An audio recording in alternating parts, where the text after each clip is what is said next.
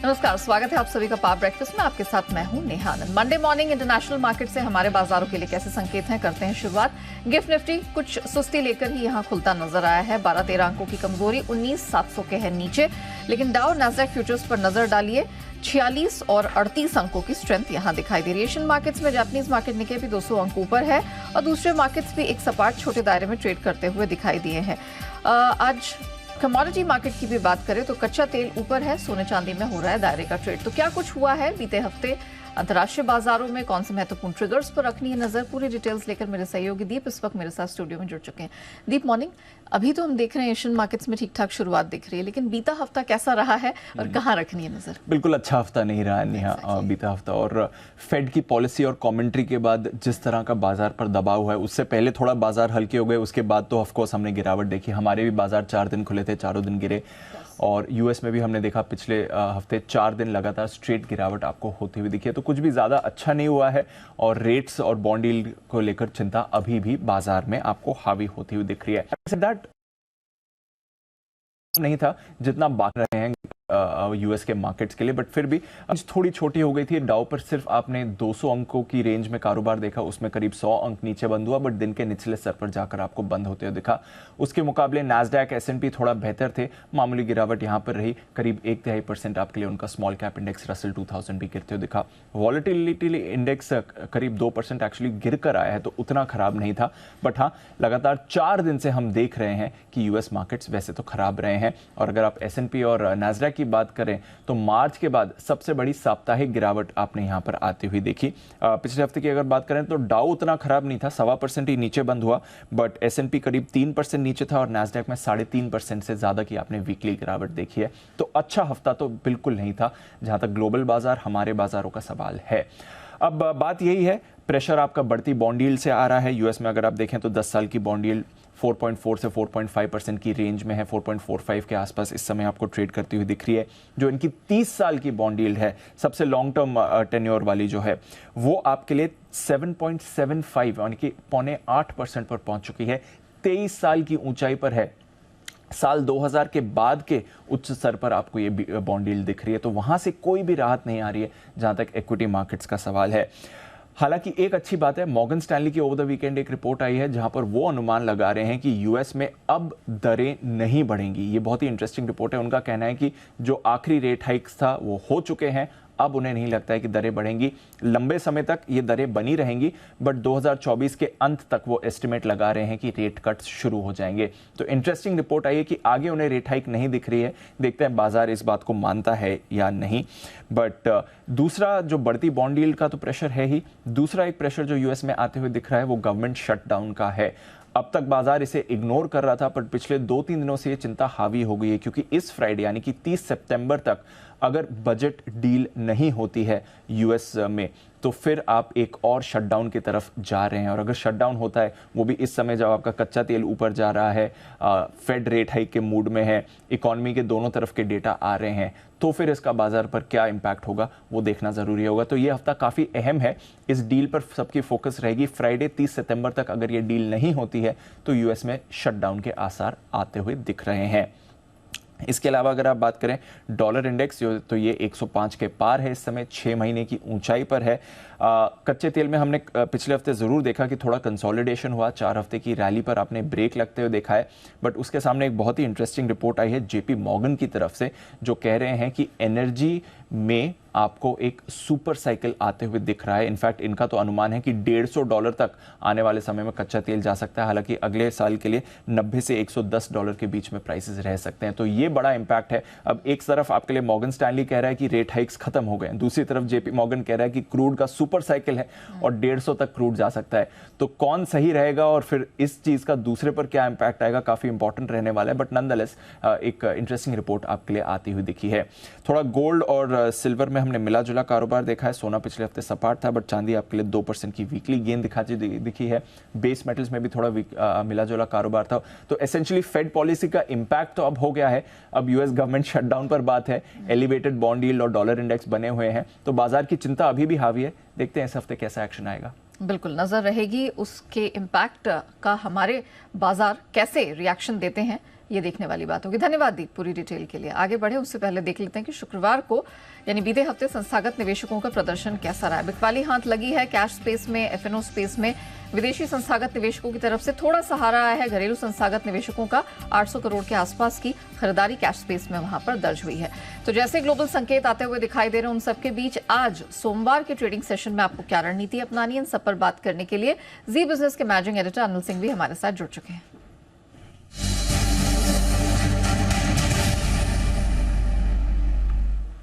Sir morning, सबसे पहले तो जी बिजनेस को आपको जो एक बड़ा खिताब मिला है उसकी ढेरों शुभकामनाएं।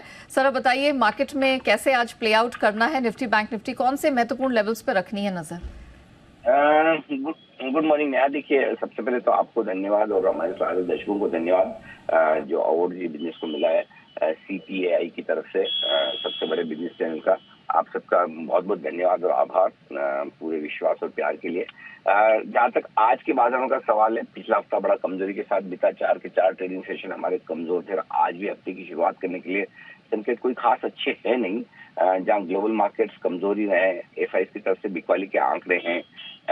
कैश मार्केट में भी 1300 करोड़ की बिकवाली है। वायदा कारोबार में थोड़े से आंकड़े कम जरूर हुए, लेकिन है बिकवाली के आंकड़े। तो मुझे लगता है कि हल्का फुल्का दबाव रहेगा। लेकिन इंटरेस्टिंग बात यह कि बाजार बड़े अहम सपोर्ट लेवल के नजदीक आ रहे हैं। आप मंथली एक्सपायरी वाले हफ्ते में प्रवेश कर चुके हैं, तो ऐसे में 19,500-600 की रेंज जो है ना, ये बड़ी आखिरी सपोर्ट लेवल आप एक तरह से कह सकते हैं। नहीं तो इसके नीचे फिर आप बाजारों को थोड़ा अच्छा खासा और कमजोर होते हुए देख सकते हैं।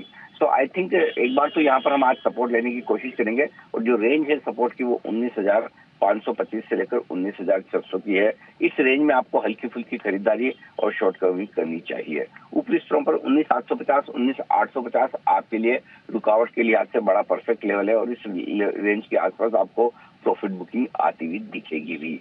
जहां तक बैंक निफ्टी का सवाल है, 44,500 मेक और ब्रेक लेवल है क्लोजिंग के लिहाज से। 44,500 के नीचे अगर आज हम बंद नहीं होते तो जितने कमजोर है ठीक है, और फ्रेश नहीं कमजोर होंगे, तो 44,500 पर आप नजर रखिए क्लोजिंग के लिहाज से। इमीडिएटली दिन के लिहाज से जो सपोर्ट बनेगा वो 44,200, 44,325, 44,200, 44,325 ये आपके लिए सपोर्ट रेंज बनेगा।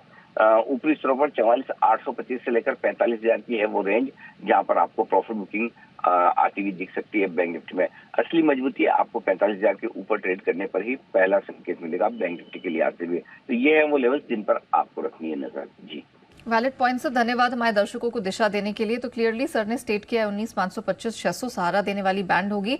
अपर बैंड 19,850 तक स्ट्रेच होती दिख रही है। बैंक निफ्टी में स्ट्रेंथ तो 45,000 के पार ही आएगी, लेकिन जो सहारा देने वाली बैंड है उसको नोट कर लीजिए, 44,200 से 44,325 के बीच रहती नजर आ रही है। आइए अब जान लेते हैं कि खबरों के दम पर किन स्टॉक सेक्टर्स में दिखेगा एक्शन। वरुण हमारे साथ पूरी डिटेल लेकर जुड़ चुके हैं। वरुण मॉर्निंग, आज मेरे पास आपके लिए 2 सवाल हैं। पहला तो IPO अपडेट बता दीजिए, क्या क्या डिटेल हैं उससे जुड़ी, क्योंकि एक के बाद एक हम देख रहे हैं बहुत सारे न्यू कमर्स अपनी दर्शन देते जा रहे हैं। Right, definitely. और खबरों से ज़्यादा तो IPO है। इतने सारे हैं, कुछ खुलने वाले हैं, कुछ खुल चुके हैं, तो इन सबका अपडेट मैं आपको दे देता हूँ। Good morning. सबसे पहले नया आपको सबसे पहले JSW इंफ्रा, यहाँ पे आज से 27 सितंबर तक IPO जो है वो खुला रहेगा। प्राइस बैंड 113 से 119 रुपये का है और अच्छा खासा साइज है IPO का, करीब 2800 करोड़ रुपए का IPO है। पूरा का पूरा फ्रेश इशू है। एंकर इन्वेस्टर से इन्होंने 1260 करोड़ जो है वो जुटा लिया है, जिसमें SBI फंड्स है, ICICI प्रू है, HDFC म्यूचुअल फंड है, government of Singapore, Nippon India जैसे फंड्स शामिल है। इसके अलावा अपडेटर सर्विसेज आज से 27 सितंबर तक IPO जो है वो खुला रहेगा। प्राइस बैंड 280 से 300 रुपये प्रति शेयर का है और इशू साइज जो है 640 करोड़ का है, जिसमें से 240 करोड़ का OFS है और करीब करीब 400 करोड़ का फ्रेश इशू है। एंकर इन्वेस्टर से इन्होंने 228 करोड़ जुटाए हैं, जिसमें ICICI प्रू, BNP पारिबास, बंधन फंड जैसे फंड शामिल है। अब जो IPOs बंद हो चुके हैं उनकी बात करता हूँ, या फिर जिनका डे 2 है, जैसे कि मनोज वैभव जेम्स जो है इसका डे 2 है। पहले दिन NII 0.05, रिटेल 0.26 टाइम्स और टोटल 0.14 टाइम्स ये IPO जो है वो भरा है। सिग्नेचर ग्लोबल IPO बंद हो चुका है। टोटल सब्सक्रिप्शन 12.5 टाइम्स का है, retail 7.17 times, NII 14.24, QIB 13.37। Sai silks IPO बंद हो चुका है। टोटल 4.47 टाइम्स सब्सक्राइब हुआ है, रिटेल 0.91, NII 2.54, QIB 12.17। SJVN के OFS का भी आपको अपडेट दे देता हूँ। रिटेल पोर्शन जो है 2.4 टाइम्स जो है इसका सब्सक्राइब हो चुका है, तो अच्छा सब्सक्रिप्शन मिला है। रिजल्ट्स में MMTC मिला जुला है प्रदर्शन, क्योंकि रेवेन्यूज अगर आप देखेंगे तो काफ़ी गिरे हैं, 1511 करोड़ से गिर के 214 करोड़, लेकिन कंपनी ने घाटे के मुकाबले मुनाफा किया है। 122 करोड़ का घाटा था पिछले साल इसी क्वार्टर में, इस बार 15 करोड़ का मुनाफा जो है वो कंपनी ने किया है, क्योंकि करीब 43 करोड़ के आसपास का एक्सेप्शनल गेन जो है वो कंपनी को हुआ है। तो ये कुछ IPOs और साथ ही साथ एक नतीजा, लेकिन MMTC का याद रखिए Q1 FY24 का नतीजा है ये। ओके, चलिए, तो ये तो आपने पूरे अपडेट्स IPO से जुड़े हुए दे दिए, लेकिन ट्रिगर्स और खबरों के दम पर कहाँ एक्शन दिखेगा वो भी बता दीजिए। चलिए, ट्रिगर्स में भी IPO ही फोकस में है, क्योंकि जो हाल ही की लिस्टेड कंपनी है उनके अब नतीजे आने शुरू हो जाएंगे। हाँ, तो यहाँ पे रत्नवीर प्रिसिशन और विष्णु प्रकाश इनके नतीजे आने वाले हैं कैश में, तो यहाँ पे आप नजर रखिएगा। Strides pharma sciences CDMO business के ऊपर ये आज बोर्ड बैठक करने वाले इस कंपनी का। शीला फोम QIP का इशू प्राइस के लिए आज यहाँ की बोर्ड की बैठक है। L&T का बायबैक जो है वो आज बंद होने वाला है, तो यहाँ पे आप नज़र रखिएगा। 18 तारीख को ये खुला था। सियाराम सिल्क बायबैक आज से खुलने वाला है, 25 सितंबर से 3 अक्टूबर तक ये खुला रहेगा। 14.9 लाख के आसपास का साइज है। प्राइस जो है 720 रुपीज़ का है, टेंडर ऑफर है। पिरामिड टेक्नोप्लास्ट जो लॉक इन है 50% एंकर का 30 डेज वाला, वो आज खुलने वाला है। इसके अलावा नेशनल पेरोक्साइड जो है डीमर्जर है NPL केमिकल्स में, इसकी एक्स डेट है। अब काफ़ी सारे GST नोटिस आए हैं, वहाँ पे आप नजर रखिएगा। सबसे पहले तो डेल्टा कॉर्प CGST और SGST के तहत 16,822 करोड़ के आसपास का इनको बकाया देने के लिए नोटिस मिला है, जिसमें इनका हिस्सा करीब 11,140 करोड़ के आसपास का है और सब्सिडीज का 5683 करोड़ के आसपास का है। और समय पर बकाया टैक्स नहीं चुकाने पे शो कॉज नोटिस जो है वो भी जारी होगा। तो कहीं ना कहीं सबसे इंपॉर्टेंट स्टॉक अगर कोई आज होगा तो डेल्टा कॉर्प है, जहाँ पे नजर रखेगा। Life insurance corporation of India LIC, यहाँ पे भी नजर रखेगा, क्योंकि CGST और SGST के तहत 290 करोड़ के आसपास का टैक्स बकाया जो है उसका नोटिस जो है इनको भी मिल चुका है। इसके अलावा सीएट कंपनी को GST डिमांड के नोटिस मिले हैं, करीब 160 करोड़ के आसपास का डिमांड नोटिस जो है उसका आदेश इस कंपनी को भी दिया गया है। तो काफ़ी सारे GST नोटिस आए हैं, उसके चलते काफ़ी सारी कंपनियां जो है उनको अपने रडार पर रखेगा। कर्नाटका बैंक बोर्ड ने प्रेफरेंशियल राइट इशू QIP के जरिए फंड जुटाने को मंजूरी दी है। करीब 1500 करोड़ के आसपास ही जुटाने वाले हैं। प्रेफरेंशियल इशू द्वारा 800 करोड़ जुटाएंगे। 3.34 करोड़ शेयर जो है वो जारी करके 800 करोड़ के आसपास जुटाने वाले हैं, जिसमें HDFC लाइफ है, क्वांट म्यूचुअल फंड, इस तरह के फंड हैं। ब्लू स्टार कंपनी ने करीब 1.3 करोड़ शेयर जो है QIBs को दिए हैं। 770 के आसपास का 770 का बेसिकली इन्होंने इशू प्राइस जो है वो यहाँ पे तय किया है। इडलवाइज यहाँ पे नजर रखेगा, क्योंकि नुआमा वेल्थ मैनेजमेंट जो है 26 सितंबर को NSE और BSE पे लिस्ट होने वाला है। बजाज फाइनेंस 5 अक्टूबर को बोर्ड बैठक में प्रेफरेंशियल इशू QIP इनके माध्यम से फंड जुटाने पे ये विचार करने वाले हैं। श्री रेणुका शुगर, आपको याद होगा इस कंपनी की बोर्ड की बैठक थी और बोर्ड ने अनामिका शुगर मिल्स में 100% अधिग्रहण को मंजूरी दी है। करीब 235 करोड़ में इसका अधिग्रहण किया जाएगा। कुछ बड़ी डील्स हुई है, जिसमें चोलामंडलम फाइनेंस होल्डिंग, इसमें प्रोमोटर्स ने अंबाड़ी एंटरप्राइजेस ने 10.58 लाख शेयर जो है वो बेच दिए हैं।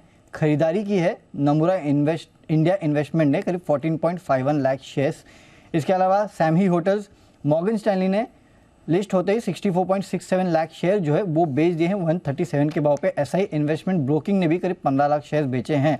बायर्स में बैंक ऑफ अमेरिका सिक्योरिटीज जो है वो है। इसके अलावा जायगल गोल्डमैन ने यहाँ पे 6.1 लाख शेयर बेचे हैं लिस्ट होते ही।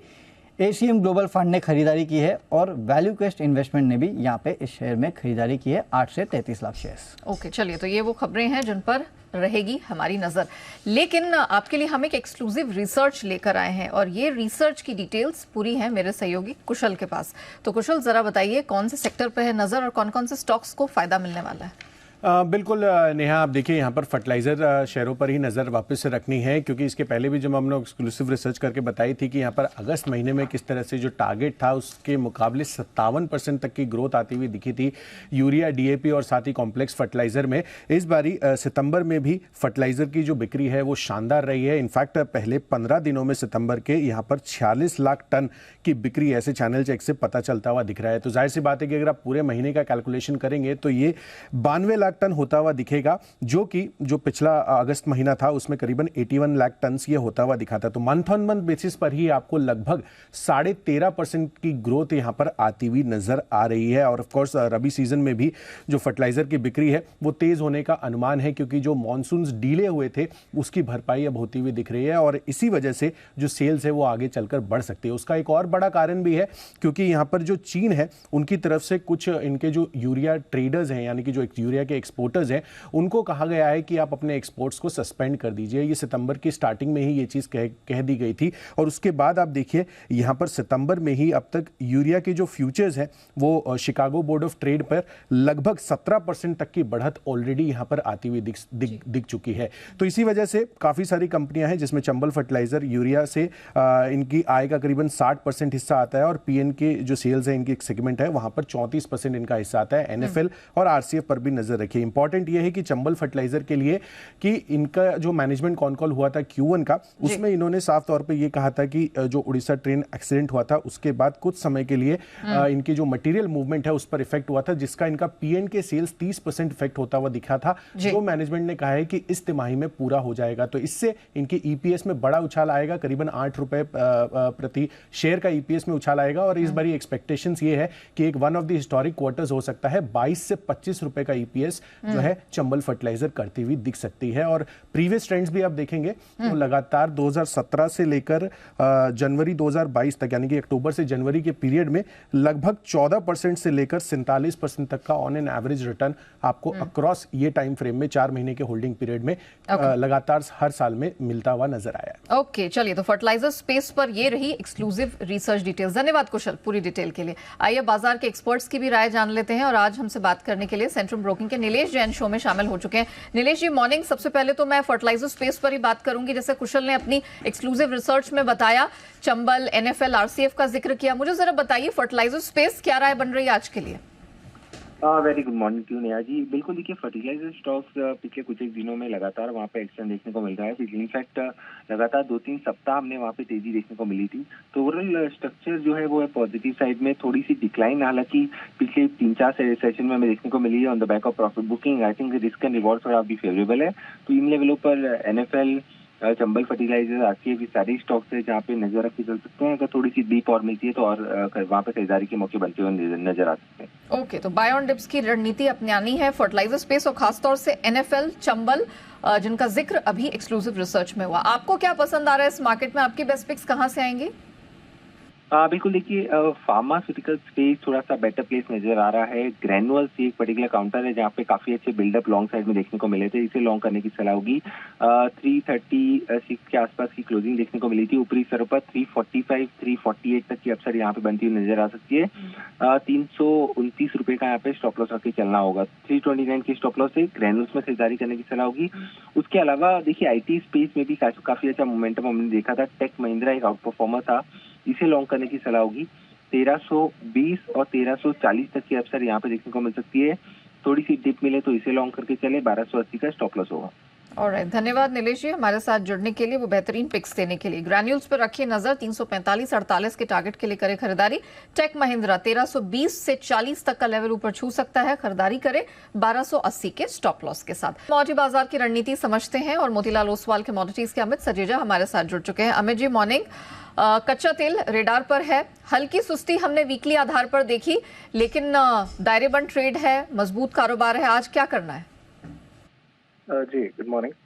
Definitely last week after almost 5 और 6 सक्सेसिव वीक्स हमने एक थोड़ी सी कमजोरी जरूर देखी, लेकिन जो क्लोजिंग थी वो निचले स्तरों से फिर भी एक बार शॉर्ट कवरिंग आके हमने एक मीडियम लेवल क्लोज आते हुए देखा है 7500 के करीब का एमसीएक्स पर। मेरा मानना है कि इस हफ्ते जो है दोबारा हमें जो निचले स्तरों पे तेजी है दिखाई दे सकती है। मैं 7450 के करीब अब भी बाइंग की सलाह देना चाहूंगा 7370 के नीचे के स्टॉप लेकर। मेरा मानना है कि पहला लक्ष्य होगा वो फ्राइडे के हाईज यानी 7580 होंगे और उसके ऊपर पॉसिबल है कि 7630 के जो लेवल थे वो दोबारा दिखाई दे सकते हैं। ओके, मेटल्स पे क्या राय बन रही है? क्योंकि मिला जुला ट्रेड दिखा है। कॉपर निकल नीचे रहे, जिंक एल्यूमिनियम को कुछ सहारा मिला, कहाँ रखी है नजर? जी, कॉपर में मैं एक्सपेक्ट कर रहा हूँ कि और वीकनेस दिखाई दे सकती है, क्योंकि वीक ऑन वीक लेवल जो है या क्लोजिंग जो है वो अच्छी नहीं दिखाई दी थी। तो 720 के करीब बिकवाली की सलाह होगी 724 के स्टॉप के साथ, और मेरा मानना है कि 712 तक के लेवल हमें दिखाई दे सकते हैं। हालांकि जिंक जो है अभी रिलेटिवली आउट परफॉर्म कर सकता है, वहां पर हमें तेजी के आसार दिखाई दे सकते हैं शॉर्ट टर्म बेसिस। ओके, और बुलियन पे कहाँ है नजर? सोना रिलेटिवली फ्लैट था, चांदी को थोड़ा सा सपोर्ट मिला है, कौन सी प्रेफर्ड बेट है? जी, सिल्वर आउट परफॉर्म कर सकता है गोल्ड को, तो मैं समझता हूँ कि चांदी में मैं बाइंग की सलाह देना चाहूंगा 73,000 के आसपास, अपसाइड 74,200 तक के लक्ष्य ले सकते हैं 1 से 2 दिन के लिहाज से, और इसके लिए 72,400 का एक स्टॉप होना जरूरी होगा। Very well, Amit ji thank you so much हमारे साथ जुड़ने के लिए, बताने के लिए कहाँ कहाँ है कमाई के मौके। तो कच्चा तेल और चांदी खरीद के चले, लेकिन कॉपर में सेल की रिकमेंडेशन निकल कर आ रही है। और आपको बता दें, जी बिजनेस ने एक बार फिर से लहराया है परचम। Commodity participants association of India यानी कि CPAI ने जी बिजनेस को लार्जेस्ट बिजनेस चैनल का अवार्ड दिया है। दिल्ली में केंद्रीय राज्य मंत्री मीनाक्षी लेखी ने करीब 1000 मार्केट दिग्गजों की मौजूदगी में यह सम्मान दिया। जी बिजनेस के मैनेजिंग एडिटर अनिल सिंघवी और कमोडिटी एडिटर मृत्युंजय कुमार झा ने यह अवार्ड रिसीव किया। आपको बता दें कि CPAI कमोडिटी ब्रोकर्स का सबसे बड़ा संगठन है।